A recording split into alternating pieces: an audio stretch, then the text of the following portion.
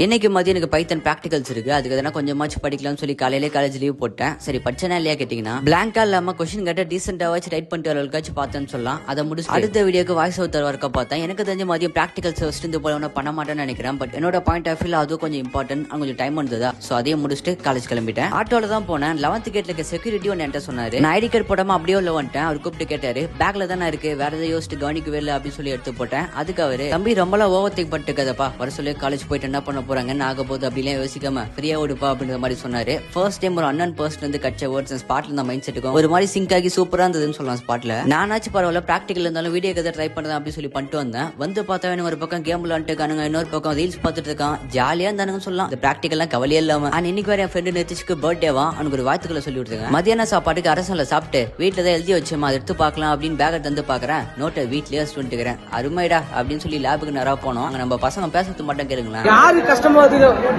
கஷ்டமா வந்து ஒரு வழியா பிராக்டிகல் முடிச்சுட்டு வந்தேன். ஓகேவா தான் பண்ணிருக்கேன்னு நினைக்கிறேன். வந்ததான் தெரியும் என்ன ஆகும் அப்படின்னு. அதை முடிச்சகையோட நிதிஷ்க்கு பர்த்டே செலிப்ரேஷன். அவன் வீட்டுக்கு போய் அவன் தலைக்கு 4 வாட்டி ஷாம்பு போட்டு குளிச்ச கூட போகுது போல. அவ்வளவு ஸ்ப்ரே அடிச்சு வச்சிருக்கான் தலையில. அதெல்லாம் முடிச்சுட்டு கேக் எல்லாம் கட் பண்ணி சாப்பிட்டு முடிச்சுட்டு எல்லாம் வீட்டுக்கு கிளம்பிட்டானுங்க. நான் இன்னைக்கு தொடர்ந்து வீடியோ முடிச்சுக்கலான்னு இருக்கேன். நாளைக்கு பார்க்கலாம்.